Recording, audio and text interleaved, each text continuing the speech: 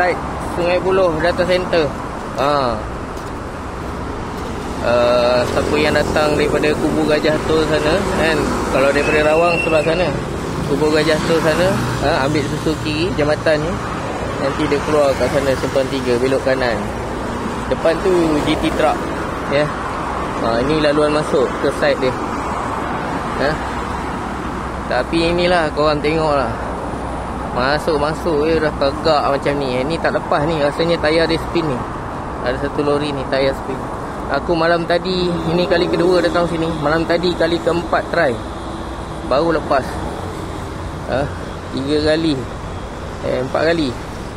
Yalah reverse sampai situ, lepas tu try lagi. Bunyilah tinggi. Sebelum ni member cakap ID dia kata lagi tinggi. Dia orang lagi awal datang daripada aku kat kawasan ni. Lagi tinggi dia punya bukit. 2 kali datang, 2 kali sangkut dekat sini. Dia dekat sini yang sangkut ni. Pisang lah. Lori ni datang lagi, mesti tak boleh naik. Security dah tahan dah. Dia licin, ada air. Ni washing bay dia. Mana-mana tempat kalau pergi tengok washing bay mesti tak boleh belah. Aku masuk dengan roda tu, terangkat tayar. Sampai hujung nak keluar tu, terangkat tayar tengah.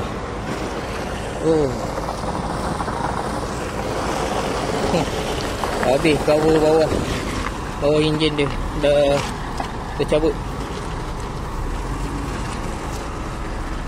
Kena pula hujan-hujan macam ni kan. Okay, lori aku ada kat sana. Tinggi tak tinggi lah. Itu jambatan yang aku rakam tadi. Aku rakam tadi daripada bawah jambatan. Ni sekarang ni kedudukan aku lagi tinggi daripada jambatan. Korang tengok lah. Bau berapa? Bau 100 meter je daripada sana ke sini. Dah tegak macam ni. Tapi kebanyakan site projek macam ni lah. Semua ni driver nak kena hadap ya. Jangan kata atas jalan. Off-road macam ni pun driver nak kena hadap. Tak ada siapa yang nak ambil peduli.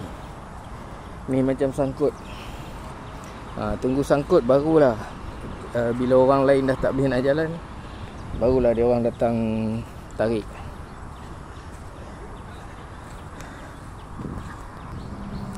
Itu tempat kedudukan yang aku ambil gambar itu. Kau ingat tak masa tu lori parking kat sini? Mantap tak? Aduh.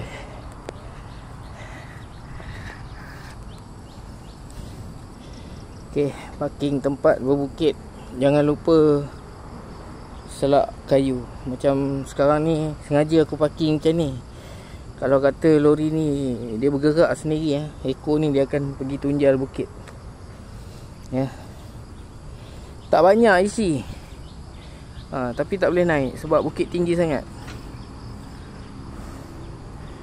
Ini baru kat sini je. Kat dalam ni belum tahu lagi ni apa cerita. Kasih start enjin dulu. Kasih panas enjin dulu. Semalam sebelum naik tempat ni, aku berhenti dekat R&R Amina. Duk ketatkan lagi ikatan yang ada ni. Sebabnya kali pertama aku datang, mesin dia lari dalam sekaki. Aku dah park mesin sampai sini, dia lari sampai sini. Sekaki lari. Itu dah tambah ikatan tu sebelum naik tu. Daripada tempat isi dah tambah. Dia punya tinggi bukit tu. Sebab dia masa tak boleh naik tu, aku terus tarik handbrake. Masa tu mesin tu bergerak. Lori tak bergerak tapi mesin bergerak. Siapa-siapa ada pergi sini, jaga-jagalah. Yang biasa bawa barang tak ikat tu, kalau kau nak try kan, salah kadir ke tak salah kadir, kau try lah. Mari sini kan. Tengok apa jadi. Okay, itu aja aku boleh pesan. Jangan asyik nak salahkan kadir je. Kesian ke dia.